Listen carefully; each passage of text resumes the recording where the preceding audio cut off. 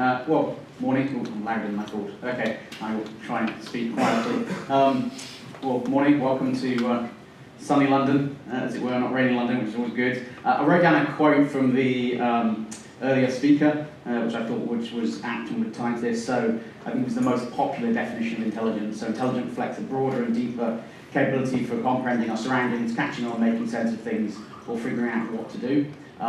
I'm going to be talking about pieces Audio Analytic does, specifically with sound understanding, trying to get a common sense understanding of what Audio Analytic does. Bloomberg's got the best short description for what we do. Shazam for Real World Sounds is a pretty short app description. Marketing love it, so it ends up on all the slides. It's ridiculously highly technically inaccurate, so if you're on the technical side, just ignore Bloomberg for the time being, but otherwise it's a pretty good definition. So we were set up to give all machines a sense of hearing, and specifically we deal with sounds beyond speech or music.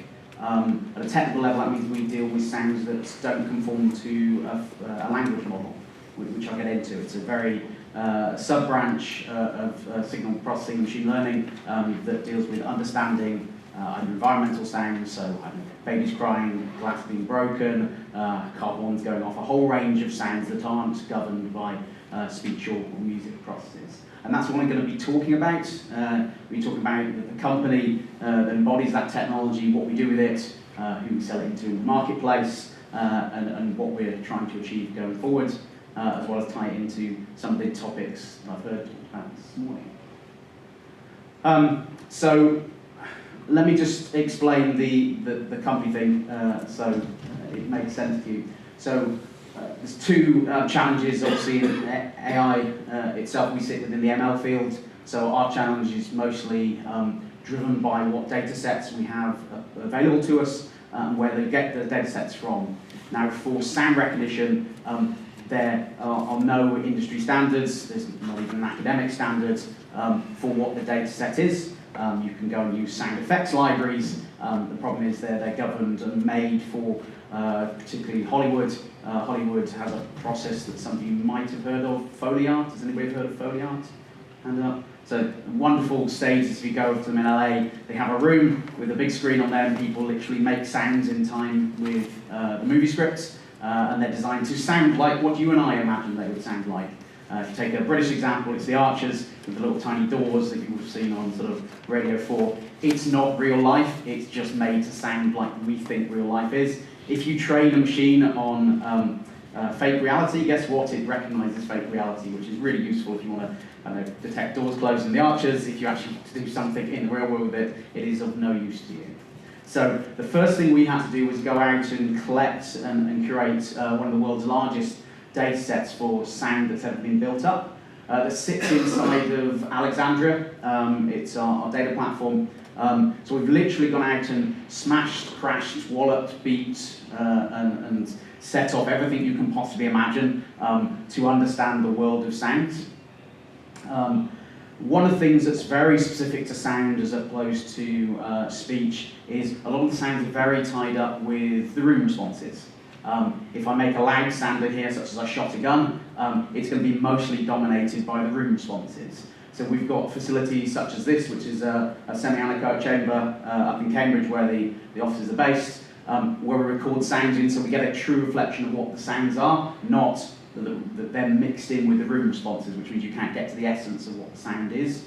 If you've ever been into a room like this, it's a bit of a weird experience. You obviously can't hear anybody unless you're looking directly at them. Our guys who work in them quite a bit have to listen to music or they get a bit weirded out after a day of working inside of there. And sounds really don't sound like you expect them to. A party popper sounds like the most boring party you've ever been to in your entire life, and a baby crying in there even sounds quite distinctly different. Because that room response is so tied up with them. So we've collated this very large data set that we use as the basis for everything we do. And then we built a sound recognition framework on top of it. And I'll come back to specific things you have to do with sound recognition at the acoustic and temporal layers to be able to provide a proper, well-functioning sound recognition system. And then the piece the company does is it sells this embedded software, so all of this hard work goes into reducing down onto a small little library that can be embedded in consumer electronics devices. So take a European example, we're in London, Hive Centrica licensed our technology on their Hive Hub 360. If you're in the UK, you've seen the national ads for it, radio, TV, about how you can protect your house and your home through detecting a whole range of different sounds. That's sort of some of the consumer side of what we do. At the technical level, I don't know how many people in the room have any experience with speech modeling or anything like that. Hands up if you do. One person. Anybody else? No? Okay. Speech is a well understood area. If you're building ML systems for speech, there's sort of two areas you tend to want to concentrate on. There's the acoustic model and the language model. The acoustic model looks at the semblances of sounds that, when tied together, make up pretty much all of a spoken language. And then you have the language model that goes through and corrects the errors that the acoustic model creates. Obviously, you're in a crowded party, there's a bunch of words that sound similar and a bunch of sounds that sound similar. You will not be able to hear all of them, and in fact, a lot of them sound similar. And it's that language model that you and I have that goes through and corrects that, and that makes us understand, oh, it sounded like that word, but it's actually probably this word. And then we can have a sensible conversation. It's driven by a fundamental principle called communicative intent. Obviously, we've all been to school from a young age so that we can have conversations about everything from the weather through to complicated AI theory. That's taken a lot of training to get to that level. When a window is broken, and to the best of my knowledge, my dog doesn't have a sense of language when it's barking, it's just really barking, and it has some semblance of idea why it's barking, but not at the level of a language in itself. If you look inside the dictionary, you'll find little characters like these, some sort of bizarre Cyrillic. These are phone-in definitions of words. This is from the Oxford English Dictionary, so they tend to use Southern English as opposed to Northern English, where you get different accents. Those are the descriptions that we tend to use to describe all of spoken language. What we found when we collated that data set was there was actually building blocks for sound themselves. We went on to start using the definition idiophones, which was the closest we could find to a working word to describe these fundamental building blocks of sounds that we discovered for all that data work. And it's those idiophones upon which we build all of our technology. It turns out if you take that sort of approach, you end up with a very compact, robust, precise way of doing it. That's very important for sound recognition because sound recognition has to run 24/7 because it's obviously constantly analysing the environment. So if you go into something like a smart home market, and clearly you don't want to be shipping the audio off the device every second, everybody's going to get annoyed from a privacy point of view. If you're on a pair of headphones and you're trying to understand the world around you, then clearly you're going to destroy the battery power by firing up the radio stack every couple of milliseconds as you try and push the audio off it. So having this all run locally is very important, and that idiophonic approach creates a very compact framework for doing that. Just on the, just to understand the applicational areas, we concentrate on consumer electronics. We'll just have a quick look at a sub part inside of that called smart home, a rather largely abused but recently understood term. There is obviously a range of devices in the consumer electronics world that have microphones on them. Increasingly so, especially with sort of personal assistants that have driven microphones into most operations. I'd imagine the average person in this room probably has about 3 or maybe 4 microphones on them at the moment. There's a lot of microphones out there, all being driven for speech, and that opportunity to add sound to it is vast. We did a survey, about 6,000 consumers here in the US, broadly the same sort of responses. One of the questions we asked them was, how did they feel about AI in the home? Was it sort of a Skynet's coming to kill you sort of feel, or was it a warm and fuzzy, or was it somewhere in between? About 60% of people said they were supportive and happy to have AI in the home, which is a good overall trend. One of the things we do see though is the perception of what people expect AI to deliver versus what it's currently delivering. There's a fair amount of gap there. So people imagine they're buying into a Jetson-style lifestyle, and they get something that doesn't quite live up to that level, which is what we see out there. In terms of bridging that gap, we tend to concentrate on the context side. So you and I, when we go home this evening, we'll sit down, we'll look, we'll smell, we'll touch. There's a whole range of senses we use to understand an environment. And this is from the keynote this morning, I think, where some of the practical implications of a good definition come into play. So if we're trying to give a set of machines, a set of products, a set of brands, ultimately, a sense of what's going on, we need some good definitions of whose sense is that, what does it mean when it gets it wrong. Typically when you're building these type of systems, and you go, right, I've got a sound wrong and it should have been this one, it's that one. You do an error analysis and you look at the sort of mistakes it was making, you try and understand why it was making those sort of mistakes. The ordering of those mistakes requires a pretty good definition of, was that an intelligent mistake or a stupid mistake? Personally, I like people who make intelligent mistakes. I don't like people who make stupid mistakes. So the ordering of intelligence is quite important to the practical applications of trying to debug a system itself. Now, there's lots of different technologies in these areas. Video is focused on very heavily within, say, the smart home sector, largely because cameras are very prominent. Video analytics has been around a long time. Good mass market consumer applications of video analytics these days are sort of people detection or it's a dog detection. They're normally structured around safety and security type values. Because it's a camera you're buying for safety and security most of the time, so that kind of makes sense.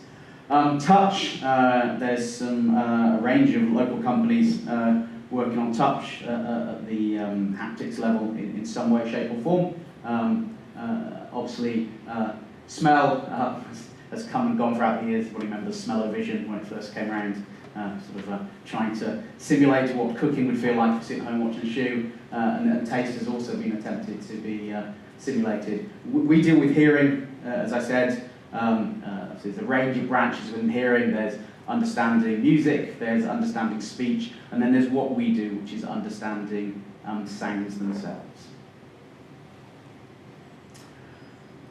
Sound is a very powerful medium. It's a lot more powerful in a whole ways compared to visual medium. It connects to different parts and different experiences that we have through it. So if we take a sort of security camera type view of the world, now apart from being marketing's view of everybody's house they live in, which looks ridiculously tidy to me, and fair enough, that's what marketing everybody lives in. Nothing's going on whatsoever. A perfectly normal scene. If we put some sound into it, so dog's going nuts behind the couch, somebody's broken into the upstairs window in the bathroom, and the smoke alarm's going off because somebody's left something on the pan. Now, all of that was not got from the image, it was got from the sound. Why? Well, sound is omnidirectional. It tends to hear more than can physically be seen from a decent lens. And even when you turn off the visuals themselves, you're still left with a whole range of information. So sound can be a very useful addition, supplement, and replacement to a whole range of values that other sensors do, and it also has its own unique values. You know, trying to dissect somebody breaking into a house from a video perspective requires you to wait till they be inside the house, or maybe guess at when they look like an evil person outside your house, which I don't know, they've got a hoodie on, hence they're evil. Seems a bit of a sort of a bad metric on the whole. Just get into this piece on sound is not speech, a very important piece to understand. So over the last 30 or 40 years, a large body of work has gone into language model understanding, acoustic model understanding all over the world, building up these large dictionaries.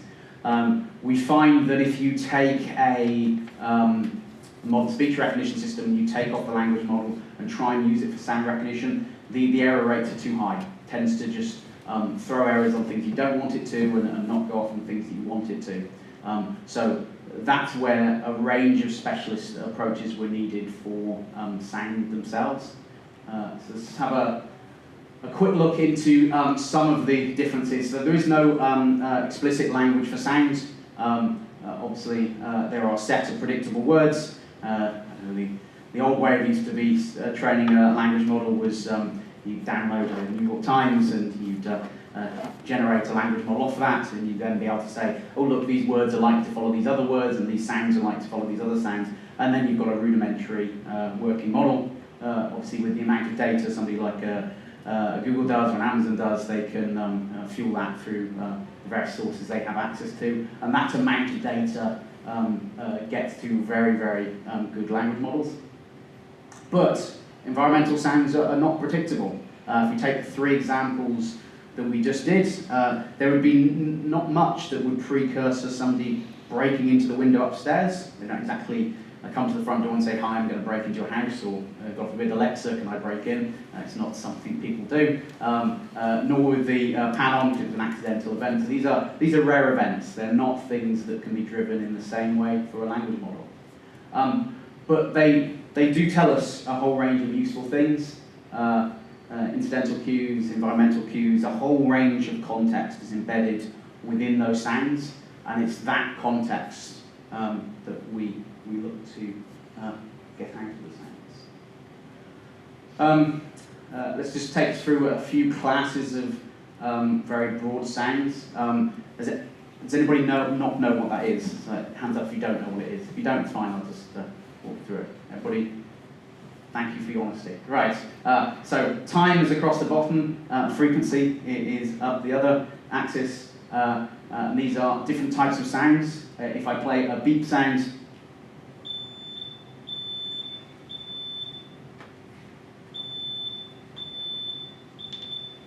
it's in your house, that's a T3 smoke alarm. I know it's a North American T3 smoke alarm because of the way it does its sounds. Europe doesn't really conform to T3 patterns, and if you go in other parts of the world, they don't conform to any patterns whatsoever, it just goes beep. So even a simple sound such as a beep gets very complicated. Typically in, say, a US household, they have to be linked upstairs and downstairs, so when one goes off, the other one goes off, but they go off at different phase intervals, so they all intermix in wonderful ways. And then the dog goes nuts underneath it because of things beeping on ceiling, and then you've got your hardwood floors versus, and suddenly you're into a large computational analysis problem. And that's with a relatively simple sound. If we imagine a glass break, so that's a glass break. I can hear it's a plate glass window. It's broken into shards. You heard the shards going down. It's different from a laminate window, which is a piece of plastic in the middle, so it would break but not fall down, so you wouldn't have the breaking sounds. This one was the plot of the one we're looking at. It's not very good contrast, but you've basically got quite a lot of complicated information. It's a loud bang followed by a bunch of tinkles. It's a complicated sounds model. If we look at harmonic sound itself,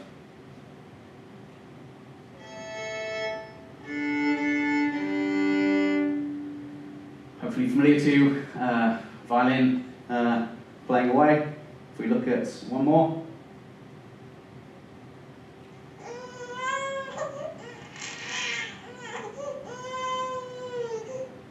It's my little girl crying. She's hungry. I know she's hungry because I recorded it, not from the sound. Because I then had to quickly give her a bottle. If we do one more sound.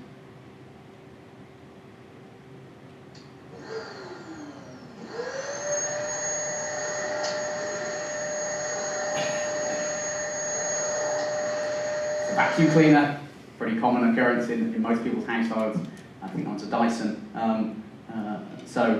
And those are just few of the sounds you hear some of them on a daily basis within people's houses, some on a very rare occurrence. And you obviously need to make, if the objective is to make a product that can respond to these sounds and say, hey, this is happening, you've got a range of different problems with these different types of sounds. If I, say, sent you a message now saying somebody's broken into your house at home, I'd probably be damn sure that that's what happened. Otherwise, you might call a whole bunch of people and trigger off a whole bunch of things. So it's a very rare event, and it has to have very high certainty around it. This isn't, we make a mistake over a word you transcribe. This is, we make a mistake telling you your house is being broken in. That's quite an emotive thing to make a mistake on. So the cost of the false alarms, as we refer to it, is very different in a range of use cases for sound recognition as opposed to any other discipline or potentially other disciplines itself, which drives a lot of the decisions that have to be made. In terms of the sounds themselves, a useful guide to group these together, we group sounds into one of 4 values. Safety and security related sounds, you've heard some, glass window being broken, a smoke alarm going off. Health and well-being sounds, coughing, sneezing, crying, that sort of thing. Communication, I'm going to take you through some examples of communication and entertainment in a second on the next slides. But once you've grouped the sounds into those values, you can then drive value to consumer, because this is how consumers understand the things that they're buying. So if it's a camera, it's in a safety and security camera, it's adding more safety and security to the camera selling. If it's a health and well-being device, then clearly it's making it more aware of the health and well-being of individuals, say, in the home. And then you can take a range of action. The range of actions are self-evident. We don't do the range of actions, our customers do. We embed the capability into their devices, and then they use that to drive whatever intelligence or action they want to give that device context.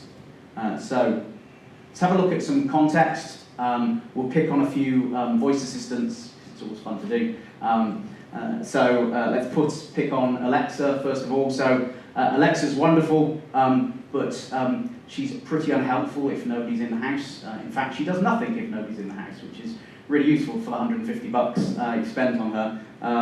So let's have a look at what happens to her and think about your judgments of her personality as she does this.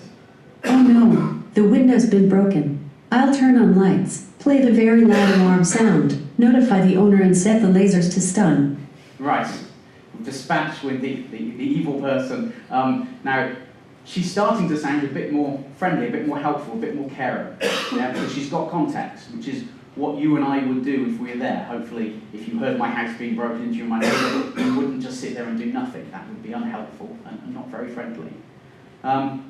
Imagine we're out jogging, pair of headphones, take the AirPods, for example, and let's have a look what Siri would do. I'll pause your music and increase transparency as you are having a conversation. Don't worry, I won't tell anyone you were listening to Nickelback. Right, so obviously semi-apologies to any Nickelback lovers in the room, but only semi-apologies. Clearly, modern headphones have a whole range of microphones in them. They're at the very edge of what we do in terms of embeddability and battery capability. These are very small form factor devices, need to run for 4 to 6 hours on a single charge. So this sort of form factor is pushing the limits of the embeddability of the technology, but it's still a perfectly viable application. Let's pick on Google Assistant as the last one, see what it does in the car. Emergency vehicle approaching from behind. Please move over to the side of the road. So, obviously, she's now trying to help us out, as a person sitting next to us would explain that the radio's been on, we've missed the emergency vehicle coming up behind her. This is a Tesla by the looks of it, so it might have been on semi-autopilot, and obviously when they get round to it to fully automatic, those emergency vehicles are going to be some of the very last vehicles on the road that are converted because they have to be drove through very hazardous conditions through intercities and other places. So there's 3 personal assistants driven there by sound recognition and looking how it changes our perception of their personalities, which is a measure of intelligence, bringing it back to the sort of keynote, which is how helpful, how useful do we think various people are, sort of drives our sense of them and us. If we look at the opportunities also, this is an IDC report. We work with an analyst called Francesco Geronimo, who looked at the sound recognition licensing marketplace. These were the volumes. They're analyst numbers, so they're big numbers. It's what analysts do. What I take from this is sound is fundamental to the way you and I live and understand the world that we go through. So clearly, when you apply that back to devices, it's a large marketplace. As that understanding of sound, of making those devices more human, more understanding, more caring, more forgiving about our sort of inadequacies and our needs is very attractive from a consumer side. Just finishing up on a quote from Francesco. Obviously, from a sound recognition company, I'm going to agree with him, but I think it's generally true as well. Sound is already starting to be used by the largest manufacturers, some of which we work with, who use our technologies to give their brands a sense of sound and have their product respond to that sense of sound. There's some social convention I've never quite figured out. You have to have a picture of smiley people at the end of the presentation. There's a bunch of smiley people. These guys develop sound recognition. Some of the world's foremost experts in sound recognition sitting in that group. We're based in Cambridge, UK. Sales offices over in San Francisco. And as I said, our role is to try and give all machines a sense of hearing. We've achieved some machines, not all. We'll keep going until we've got more. Happy to answer any questions you guys might have.